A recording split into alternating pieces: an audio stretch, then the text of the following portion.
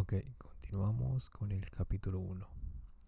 Bien, de este libro de Animales a Dioses, una breve historia de la humanidad. El capítulo 1 se llama Un animal sin importancia y dice así. Hace unos 13.500 millones de años, materia, energía, tiempo y espacio tuvieron su origen en lo que se conoce como el Big Bang. El relato de estas características fundamentales de nuestro universo se llama física. Unos 300.000 años después de su aparición, materia y energía comenzaron a conglutinarse en estructuras complejas llamadas átomos, que después se combinaron en moléculas. El relato de los átomos, las moléculas y sus interacciones se llama química. Hace unos 3.800 millones de años, en un planeta llamado Tierra, determinadas moléculas se combinaron para formar estructuras particularmente grandes e intrincadas llamadas organismos. El relato de los organismos se llama biología. Hace unos 70.000 años, organismos pertenecientes a la especie Homo sapiens empezaron a formar estructuras todavía más complejas llamadas culturas. El desarrollo subsiguiente de estas culturas humanas se llama historia. 3 revoluciones importantes conformaron el curso de la historia. La revolución cognitiva marcó el inicio de la historia hace unos 70.000 años. La revolución agrícola la aceleró hace unos 12.000 años. La revolución científica, que se puso en marcha hace solo 500 años, bien pudiera poner fin a la historia e iniciar algo completamente diferente. Este libro cuenta el relato de cómo estas 3 revoluciones afectaron a los humanos y a los organismos que los acompañan. Hubo humanos muchos antes que hubiera historia. Animales muy parecidos a los humanos modernos aparecieron por primera vez 2.5 millones de años, hace unos 2.5 millones de años, pero durante innumerables generaciones no destacaron de entre la miríada de otros organismos con los que compartían sus hábitats. En una excursión por África Oriental hace 2 millones de años, bien pudiéramos haber encontrado un reparto familiar de personajes humanos, madres ansiosas que acariciarían a sus bebés y grupos de niños despreocupados que jugarían en el fango, adolescentes temperamentales que se enfadarían ante los dictados de la sociedad y ancianos cansados que solo querrían que se les dejara en paz, machos que se golpearían el pecho intentando impresionar a la belleza local y matriarcas sabias y viejas que ya lo habrían visto de todo. Estos humanos arcaicos amaban, jugaban, formaban amistades íntimas y competían por el rango social y el poder. Pero también lo hacían los chimpancés, los papiones y los elefantes. No había nada de especial en ellos. Nadie, y mucho menos los propios humanos, tenía ningún atisbo de que sus descendientes caminarían un día sobre la luna, dividirían el átomo, desentrañarían el código genético y escribirían libros de historia. Lo más importante que hay que saber acerca de los humanos prehistóricos es que eran animales insignificantes, que no ejercían más impacto sobre su ambiente que los gorilas, las luciérnagas o las medusas. Los biólogos clasifican los organismos en especies. Se dice que unos animales pertenecen a la misma especie si tienden a aparearse entre sí, dando origen a descendientes fértiles. Caballos y asnos tienen un antepasado común reciente y comparten muchos rasgos físicos, pero muestran muy poco interés sexual mutuo. Se aparean si se les induce a hacerlo. Sin embargo, sus descendientes, llamados mulas, burdéganos, son estériles. Por ello, las mutaciones en el ADN del asno nunca pasarán al caballo o viceversa. En consecuencia, se considera que los dos tipos de animales son dos especies distintas, que se desplazan a lo largo de rutas evolutivas separadas. En cambio, un bulldog y un spaniel pueden tener un aspecto muy diferente, pero son miembros de una misma especie y comparten el mismo acervo de ADN. Se aparearán fácilmente y sus cachorros crecerán y se aparearán con otros perros y engendrarán más cachorros. Las especies que evolucionaron a partir de un ancestro común se agrupan bajo la denominación de género. Leones, tigres, leopardos y jaguares son especies diferentes dentro del género Panthera. Los biólogos denominan los organismos con un nombre latino en dos partes, el género seguido de la especie. Los leones, por ejemplo, se llaman Panthera leo, la especie leo del género Panthera. Presumiblemente, todo el que lee este libro es un Homo sapiens, la especie sapiens del género Homo. Los géneros a su vez se agrupan en familias, como la de los gatos, leones, guepardos, gatos domésticos, los perros, lobos, zorros, chacales y los elefantes, mamuts, mastodontes. Todos los miembros de una familia remontan su linaje hasta una matriarca o un patriarca fundadores. Todos los gatos, por ejemplo, desde el menino doméstico más pequeño hasta el león más feroz, comparten un antepasado felino común que vivió hace 25 millones de años. También Homo sapiens pertenece a una familia. Este hecho banal ha sido uno de los secretos más bien guardados de la historia. Durante mucho tiempo, Homo sapiens prefirió considerarse separado de los animales, un huérfano carente de familia, sin hermanos ni primos, y más importante todavía, sin padres. Pero esto no es así. Nos guste o no, somos miembros de una familia grande y particularmente ruidosa, la de los grandes simios. Nuestros parientes vivos más próximos incluyen a los chimpancés, los gorilas y los orangutanes.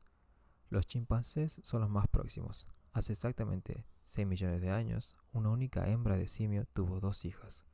Una se convirtió en el ancestro de todos los chimpancés y la otra en nuestra propia abuela. Homo sapiens ha mantenido escondido un secreto todavía más inquietante. No solo poseemos una abundancia de primos incivilizados. Hubo un tiempo en que tuvimos asimismo unos cuantos hermanos y hermanas. Estamos acostumbrados a pensar en nosotros como la única especie humana que hay, porque durante los últimos 10.000 años nuestra especie ha sido efectivamente la única especie humana de estos pagos. Pero el significado real de la palabra humano es un animal que pertenece al género Homo. Hubo muchas otras especies de este género, además de Homo sapiens. Por otra parte, como veremos en el último capítulo del libro, quizás en el futuro no muy distante tendremos que habérnosla de nuevo con humanos no sapiens. Al fin de aclarar este punto, usaré a menudo el término sapiens para denotar a los miembros de la especie Homo sapiens, mientras que reservaré el término humano para referirme a todos los miembros actuales del género Homo. Los humanos evolucionaron por primera vez en África Oriental hace 2.5 millones de años a partir de un género anterior de simios llamado Australopithecus, que significa simio austral. Hace unos 2 millones de años, algunos de estos hombres y mujeres arcaicos dejaron su tierra natal para desplazarse a través de extensas áreas del norte de África, Europa y Asia, e instalarse en ellas. Puesto que la supervivencia en los bosques nevados de Europa septentrional requería rasgos diferentes que los necesarios para permanecer vivos en las vaporosas junglas de Indonesia, las poblaciones humanas evolucionaron en diferentes direcciones. El resultado fueron varias especies distintas, a cada una de las cuales los científicos han asignado un pomposo nombre en latín.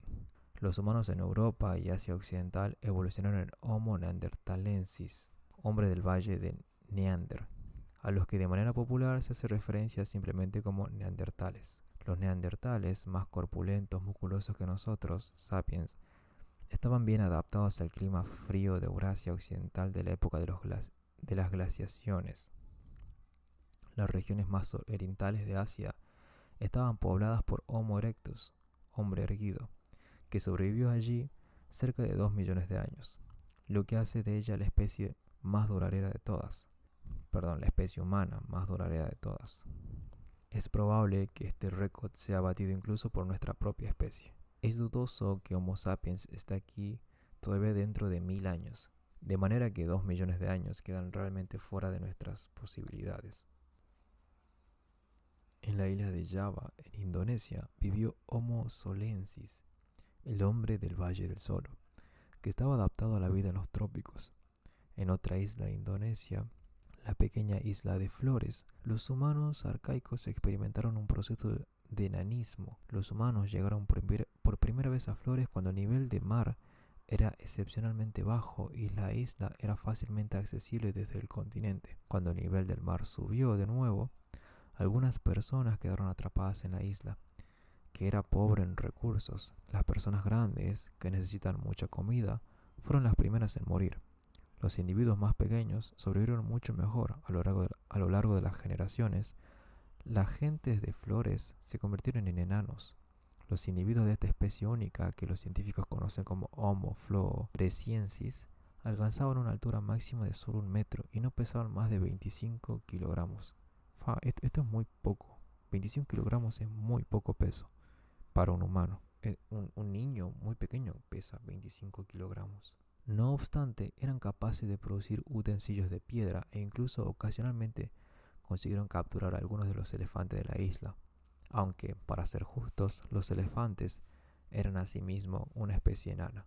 En 2010, otro hermano perdido fue rescatado del olvido cuando unos científicos que excavaban en la cueva de Denisova, en Siberia, descubrieron un hueso del dedo fósil. El análisis genético demostró que el dedo pertenecía a una especie previamente desconocida, que fue bautizada como Homo denisova. ¿Quién sabe cuántos otros parientes nuestros perdidos esperan a ser descubiertos en otras cuevas, en otras islas y otros climas?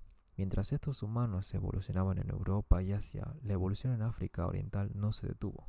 La cuna de la humanidad continuó formando numerosas especies nuevas, como Homo rudolfensis, hombre del lago Rodolfo, Homo ergaster, hombre trabajador, y finalmente nuestra propia especie, a la que de manera inmodesta bautizamos como Homo sapiens, hombre sabio. Los miembros de algunas de estas especies eran grandes y otros eran enanos. Algunos eran cazadores temibles y otros apacibles recolectores de plantas. Algunos vivieron solo en una única isla, mientras que muchos vagaban por continentes enteros. Pero todos pertenecían al género Homo.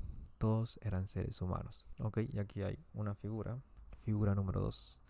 Nuestros hermanos, según reconstrucciones especulativas. De izquierda a derecha tenemos el Homo rudolfensis, es este de acá, del África Oriental. Homo erectus, este de aquí, del Asia Oriental.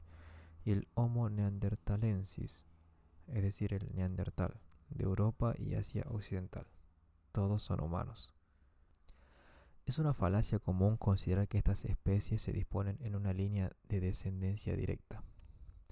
Homo ergaster engendró a Homo erectus, a los neandertales, y los neandertales evolucionaron y dieron origen a nosotros. Este modelo lineal de la impresión equivocada de que en cualquier momento dado solo un tipo de humano habitaba en la Tierra, y que todas las especies anteriores eran simplemente modelos más antiguos de nosotros. Lo cierto es que desde hace unos 2 millones de años hasta hace aproximadamente 10.000 años, el mundo fue el hogar a la vez de varias especies humanas. ¿Y por qué no? En la actualidad hay muchas especies de zorros, osos y cerdos. La Tierra de hace 100 milenios fue hollada por al menos 6 especies diferentes de hombres. Es nuestra exclusividad actual y no este pasado multiespecífico lo que es peculiar y quizás incriminador. Como veremos en breve, los Homo sapiens tenemos buenas razones para reprimir el recuerdo de nuestros hermanos.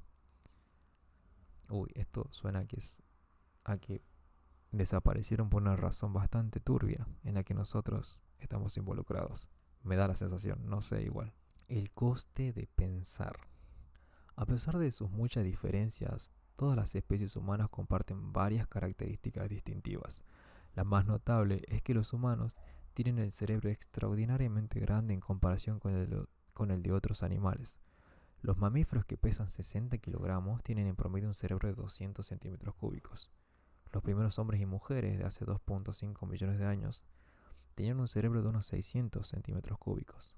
Los sapiens modernos lucen un cerebro que tiene en promedio entre 1200 y 1400 centímetros cúbicos.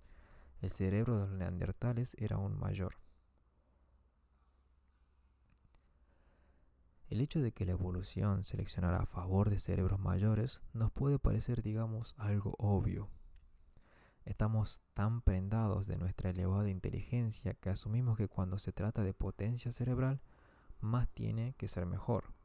Pero si este fuera el caso, la familia de los felinos también habría engendrado gatos que podrían hacer cálculos. ¿Por qué es el género Homo el único de todo el reino animal que ha aparecido con estas enormes máquinas de pensar? El hecho es que nuestro cerebro colosal es un desgaste colosal en el cuerpo. No es fácil moverlo por ahí, en especial cuando se está encerrado en un cráneo enorme.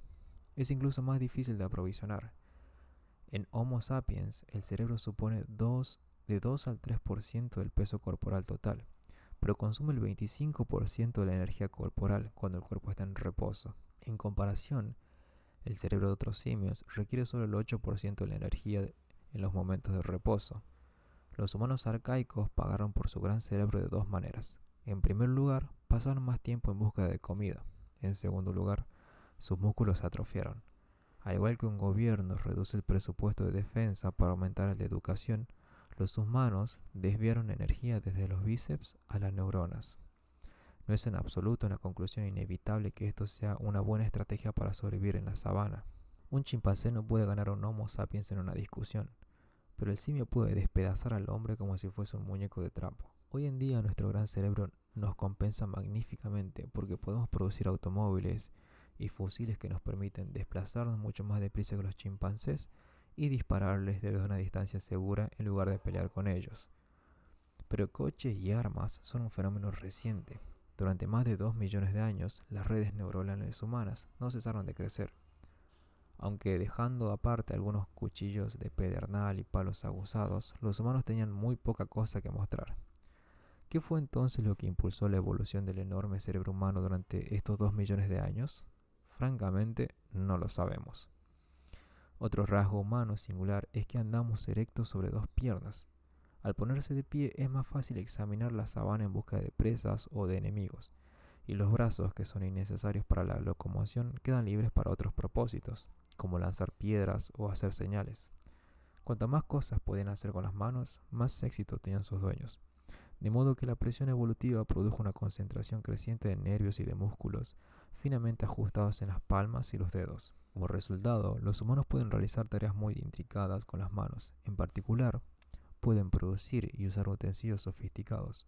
Los primeros indicios de producción de utensilios datan desde hace unos 2.5 millones de años, y la fabricación y uso de útiles son los criterios por los que los arqueólogos reconocen a los humanos antiguos.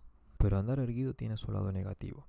El esqueleto de nuestros antepasados primates se desarrolló durante millones de años para sostener un animal que andaba a 4 patas y tenía una cabeza relativamente pequeña. Adaptarse a una posición erguida era todo un reto, especialmente cuando el andamiaje tenía que soportar un cráneo muy grande. La humanidad pagó por su visión descollante y sus manos industriosas con dolores de espalda y tortícolis. Las mujeres pagaron más. Una andadura erecta requería caderas más estrechas, lo que redujo el canal del parto, y ello precisamente cuando la cabeza del bebé se estaba haciendo cada vez mayor. La muerte en el parto se convirtió en un riesgo importante para las hembras humanas. A las mujeres que parían antes, cuando el cerebro y la cabeza del niño eran todavía relativamente pequeños y flexibles, les fue mejor y vivieron para tener más hijos. Por consiguiente, la selección natural favoreció los nacimientos más tempranos. Y, en efecto, en comparación con otros animales, los humanos nacen prematuramente, cuando muchos sistemas vitales todavía están subdesarrollados. Un potro puede trotar un poco después de nacer. Un gatito se separa de la madre para ir en busca de su comida por su cuenta cuando tiene apenas unas pocas semanas de vida. Los bebés humanos son desválidos y dependientes durante muchos años para su sustento, protección y educación. Este hecho ha contribuido enormemente tanto a las extraordinarias capacidades sociales de la humanidad como a sus problemas sociales únicos. Las madres solitarias apenas podían conseguir suficiente comida para su prole y para ellas al llevar consigo niños necesitados. Criar a los niños requería la ayuda constante de otros miembros de la familia y los vecinos. Para criar a un humano hace falta una tribu. Así, la evolución favoreció a los que eran capaces de crear lazos sociales fuertes. Además, y puesto que los humanos nacen subdesarrollados, pueden ser educados y socializados en una medida mucho mayor que cualquier otro animal. La mayoría de los mamíferos surgen del seno materno como los cachorros de alfarería vidriaria. ¿Qué? Perdón. La mayoría de los mamíferos surgen del seno materno como los cacharros de alfarería vidriaria salen del horno de cochura. Cualquier intento de moldearlos de nuevo los romperá. Los humanos salen del seno materno como el vidrio fundido sale del horno. Pueden ser retorcidos, estirados y moldeados con un sorprendente grado de libertad. Esta es la razón por la que en la actualidad podemos educar a nuestros hijos para que se conviertan en cristianos o budistas, capitalistas o socialistas, belicosos o pacifistas. Suponemos que un cerebro grande, el uso de utensilios, capacidades de aprendizaje superiores y estructuras sociales complejas son ventajas enormes. Resulta evidente que éstas hicieron del ser humano el animal más poderoso de la Tierra. Pero los humanos gozaron de todas estas ventajas a lo largo de 2 millones de años, durante los cuales siguieron siendo criaturas débiles y marginales. Así, los humanos que vivieron hace 1 millón de años, a pesar de su gran cerebro y de sus utensilios líticos abusados, vivían con un temor constante a los depredadores. Raramente cazaban caza mayor y subsistían principalmente mediante la recolección de plantas, la captura de insectos, la caza al acecho de pequeños animales y comiendo la carroña que dejaban otros carnívoros más poderosos. Uno de los usos más comunes de los primeros utensilios de piedra fue el de romper huesos con el fin de llegar a la médula. Algunos investigadores creen que este fue nuestro nicho original. De la misma manera que los picos carpinteros se especializan en extraer insectos de los troncos de los árboles, los primeros humanos se especializaron en extraer el tuétano de los huesos. ¿Por qué la médula? Bueno, supongamos que observamos una manada de leones abatir y devorar una jirafa. Esperamos pacientemente hasta que han terminado, pero todavía no es nuestro turno. Porque primero las hienas y después los chacales, y no nos atrevemos a interferir con ellos, aprovechan lo que queda. Solo entonces nosotros y nuestra banda nos atrevemos a acercarnos al cadáver. Miramos cautelosamente a derecha e izquierda y después nos dedicamos al único tejido comestible que queda. Esto es fundamental para comprender nuestra historia y nuestra psicología. La posición del género Homo en la cadena alimentaria estuvo hasta fecha muy reciente firmemente en el medio. Durante millones de años, los humanos cazaban animales más pequeños y recolectaban lo que podían, al tiempo que eran cazados por los depredadores mayores. Fue solo hace 400.000 años cuando las diversas especies de hombre empezaron a cazar presas grandes de manera regular, y solo en los últimos 100.000 años, con el auge de Homo sapiens, saltó el hombre a la cima de la cadena alimentaria. Este salto espectacular desde la zona media a la cima tuvo consecuencias enormes. Otros animales de la cumbre de la pirámide, como leones y tiburones, evolucionaron hasta alcanzar tal posición de manera muy gradual, a lo largo de millones de años. Esto permitió que el ecosistema desarrollara frenos y equilibrios que impidieran que los leones y los tiburones causaran excesivos destrozos. A medida que los leones se hacían más mortíferos, las gacelas evolucionaron para correr más deprisa, las hienas para cooperar mejor y los rinocerontes para tener más mal genio. En cambio, la humanidad alcanzó tan rápidamente la cima que el ecosistema no tuvo tiempo de adecuarse. Además, tampoco los humanos consiguieron adaptarse. La mayoría de los depredadores culminales del planeta son animales majestuosos. Millones de años de dominio los han henchido de confianza en sí mismos. Sapiens, en cambio, es más como el dictador de una república bananera. Al haber sido hasta hace muy poco uno de los desválidos de la sabana, estamos llenos de miedos y ansiedades acerca de nuestra posición, lo que nos hace doblemente crueles y peligrosos. Muchas calamidades históricas, desde guerras mortíferas hasta catástrofes ecológicas, han sido consecuencia de este salto demasiado apresurado.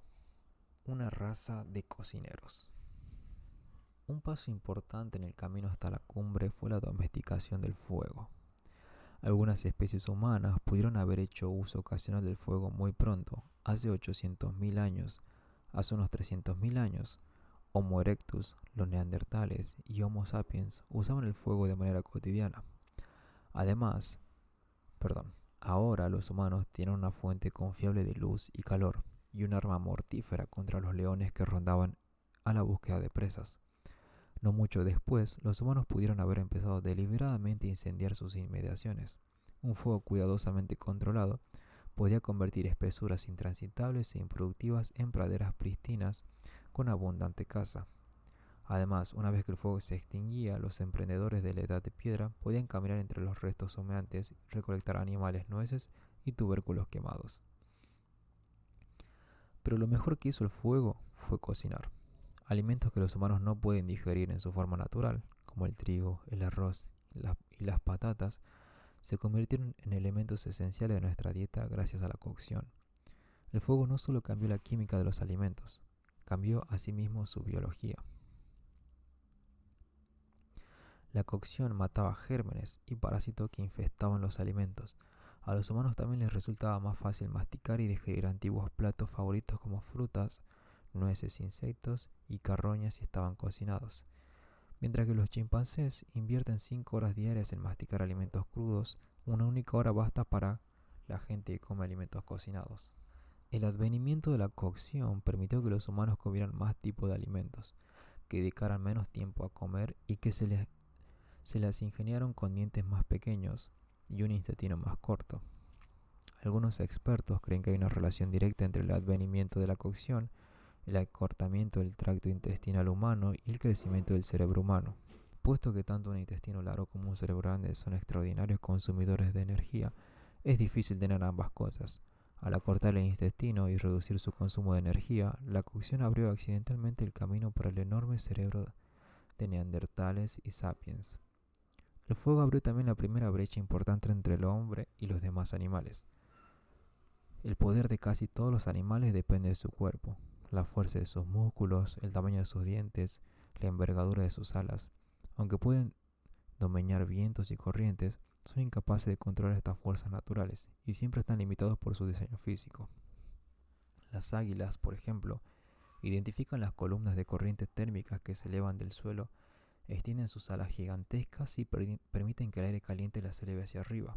Pero las águilas no pueden controlar la localización de estas columnas y su capacidad de carga máxima es estrictamente proporcional a su envergadura alar. Cuando los humanos domesticaron el fuego, consiguieron el control de una fuerza obediente y potencialmente ilimitada. A diferencia de las águilas, los humanos podían elegir cuándo y dónde prender una llama, y fueron capaces de explotar el fuego para un gran número de tareas. Y más importante todavía, el poder del fuego no estaba limitado por la forma, la estructura o la fuerza del cuerpo humano. Una única mujer con un pedernal, con una tea, podía quemar todo un bosque en cuestión de horas. La domesticación del fuego fue una señal de lo que habría por venir. Guardianes de nuestros hermanos. A pesar de los beneficios del fuego, hace 150.000 años, los humanos eran todavía criaturas marginales. Podían asustar a los leones, caldearse durante las noches frías e incendiar algún bosque, pero considerando todas las especies juntas, aún así no había más que quizás 1 millón de humanos que vivían entre el archipiélago indonesio y la península ibérica, un mero eco en el radar ecológico. Nuestra propia especie, Homo sapiens, ya estaba presente en el escenario mundial, pero hasta entonces se ocupaba únicamente de sus asuntos en un rincón de África.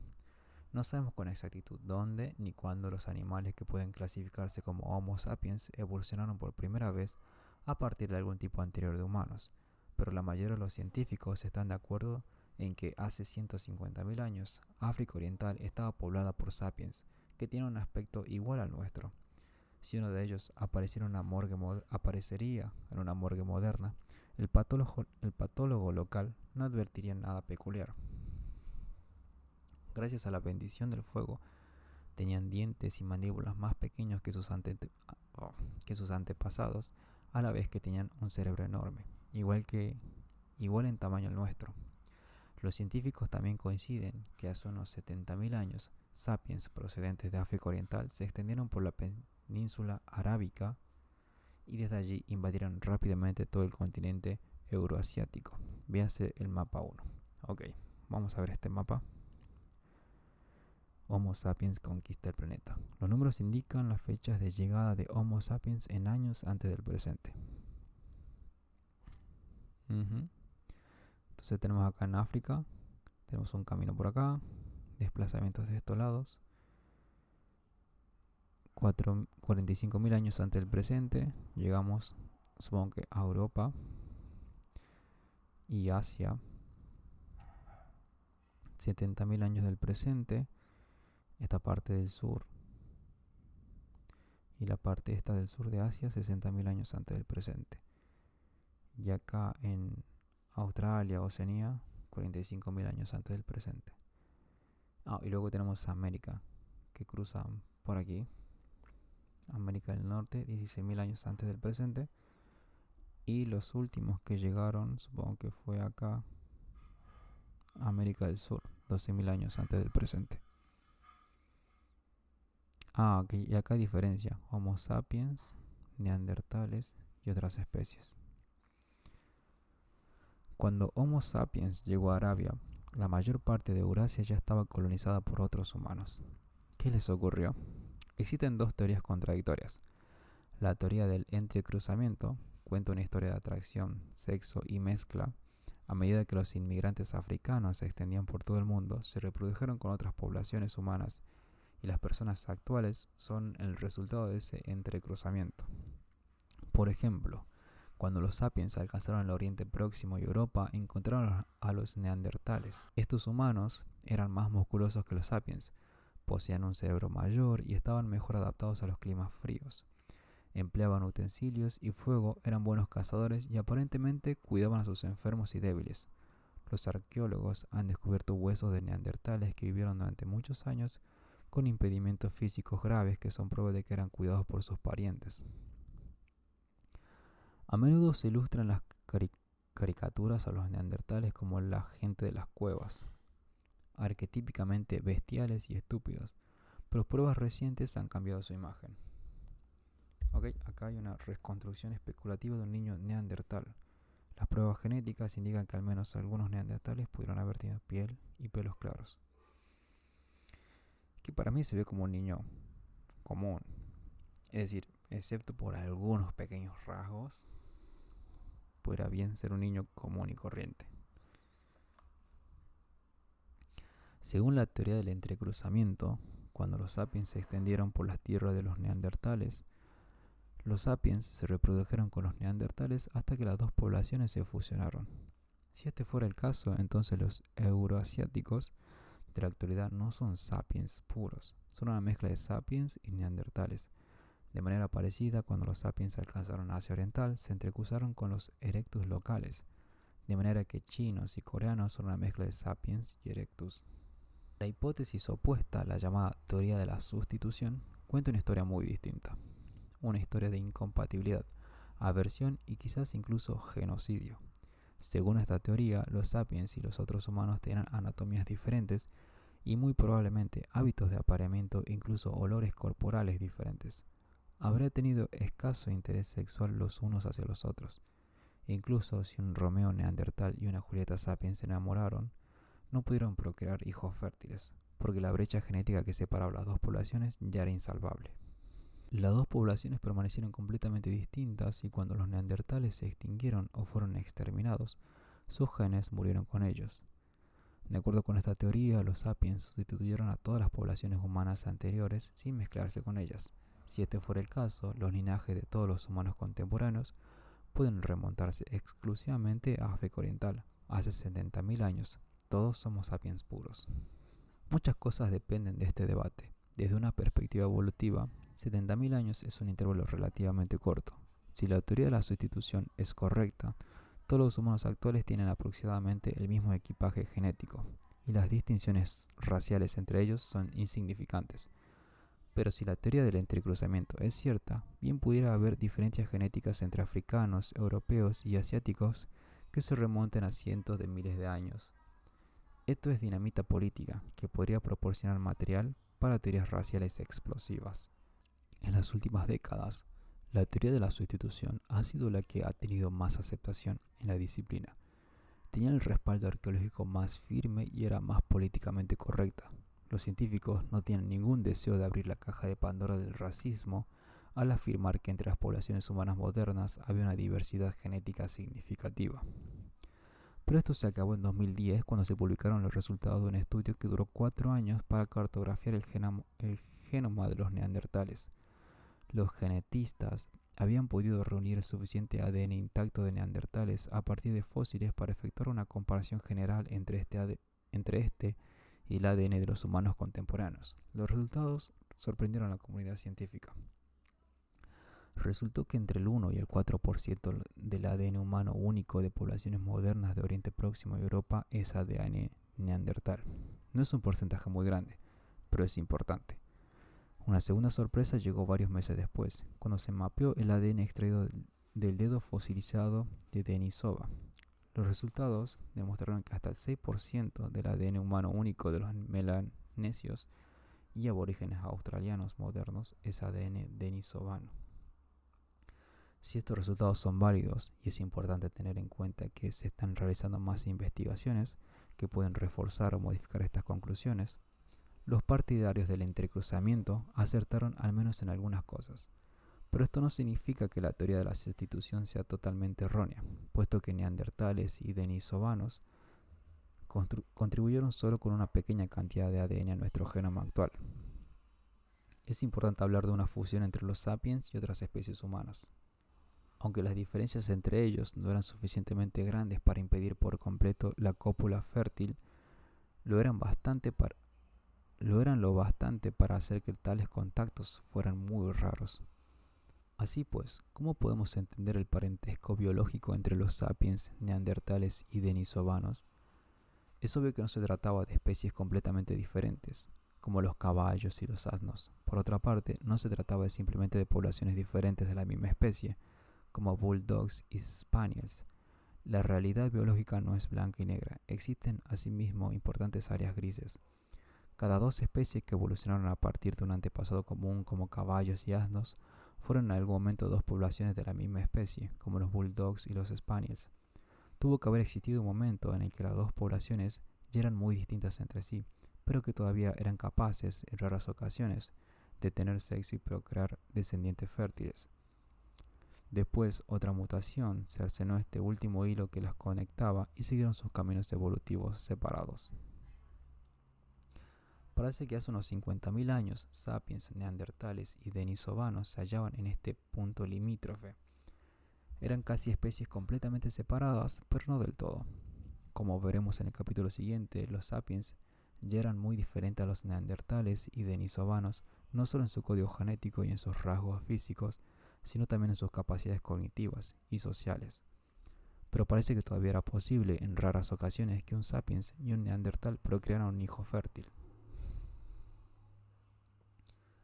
De manera que las poblaciones no se mezclaron, pero unos pocos genes neandertales afortunados sí que consiguieron un pasaje en el expreso sapiens.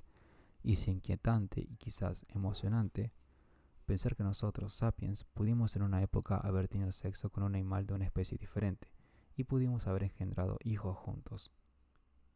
Pero si los neandertales, los denisovanos y otras especies humanas no se fusionaron con los sapiens, ¿por qué desaparecieron? Una posibilidad es que el Homo sapiens los empujara hacia la extinción. Imagine el lector una banda de sapiens que llega a un valle de los Balcanes en el que han vivido neandertales durante cientos de miles de años. Los recién llegados comenzaron a cazar los ciervos y a recolectar las nueces y bayas que eran los alimentos básicos de los neandertales. Tal como veremos en el capítulo siguiente, los sapiens eran cazadores y recolectores más diestros, gracias a una mejor tecnología y habilidades superiores. De manera que se multiplicaron y se expandieron. Los neandertales, menos ingeniosos, encontraron cada vez más dificultades para procurarse alimento. Su población se redujo y se extinguieron lentamente, excepto quizás por uno o dos miembros que se unieron a sus vecinos sapiens. Otra posibilidad es que la competencia por los recursos derivara en violencia y genocidio. La tolerancia no es una marca de fábrica de los sapiens. En tiempos modernos, pequeñas diferencias en el color de la piel, el dialecto, la religión, han sido suficientes para animar a un grupo de sapiens a que se dispusiera a exterminar otro grupo. ¿Habrían sido los antiguos sapiens más tolerantes hacia una especie humana completamente diferente? Bien pudiera ser que cuando los sapiens se toparon con los neandertales, el resultado fuera la primera y más importante campaña de limpieza étnica de la historia. Ocurriera como ocurriese, los neandertales y demás especies humanas plantean uno de los grandes interrogantes de la historia. Imagine el lector cómo podrían haber sido las cosas si los neandertales o los denisovanos hubieran sobrevivido junto con los Homo sapiens. ¿Qué tipo de culturas, sociedades y estructuras políticas habrían surgido en un mundo en el que coexistían varias especies humanas diferentes? Por ejemplo, ¿cómo se habrían desplegado las distintas creencias religiosas? ¿Habrían declarado el libro de Génesis que los neandertales descendían de Adán y Eva? ¿Y habría muerto Jesús por los pecados de los denisovanos y habría reservado el Corán, moradas celestiales para todos los humanos virtuosos, fuese cual fuese su especie? ¿Habrían podido servir los neandertales en las legiones romanas o en la extensa burocracia de la China imperial? ¿Acaso la Declaración de la Independencia de los Estados Unidos habría sostenido como una verdad evidente que todos los miembros del género Homo son creados iguales? ¿Habrían animado Karl Marx a los trabajadores de todas las especies que se unieran? Durante los próximos 10.000 años, Homo sapiens se ha acostumbrado tanto a ser la única especie humana que es difícil para nosotros concebir ninguna otra posibilidad. Nuestra carencia de hermanos y hermanas hace que nos resulte más fácil imaginar que somos el epítome de la creación y que una enorme brecha nos separa del resto del reino animal. Cuando Charles Darwin indicó que Homo sapiens era solo otra especie animal, sus coetáneos se sintieron ofendidos. Incluso en la actualidad muchas personas rehúsan creerlo. Si los neandertales hubieran sobrevivido, ¿nos imaginaríamos todavía como una criatura diferente? Quizás esta sea exactamente la razón por la que nuestros antepasados se eliminaron a los neandertales. Eran demasiado familiares para ignorarlos, pero demasiado diferentes para tolerarlos. Tengan de ello la culpa los sapiens o no, tan pronto como llegaban a una nueva localidad, la población nativa se extinguía. Los últimos restos de Homo soloensis datan de hace unos 50.000 años. Homo denisova desapareció poco después. Los neandertales hicieron lo propio hace unos 30.000 años. Los últimos humanos enanos desaparecieron de las Islas de Flores hace aproximadamente 12.000 años. Dejaron algunos huesos, utensilios líticos, unos pocos genes en nuestro ADN y un montón de preguntas sin respuesta. También nos dejaron a nosotros, Homo sapiens, la última especie humana. ¿Cuál fue el secreto del éxito de los sapiens? ¿Cómo conseguimos establecernos tan rápidamente en nuestros hábitats tan distantes y ecológicamente tan diferentes? ¿Qué hicimos para empujar a las demás especies humanas a caer en el olvido? ¿Por qué ni siquiera los neandertales, con un cerebro grande, fuerte y a prueba de frío, sobrevivieron a nuestra embestida? El debate continúa abierto. La respuesta más probable es lo mismo que hace posible el debate. Homo sapiens conquistó el mundo gracias, por encima de todo, a su lenguaje único.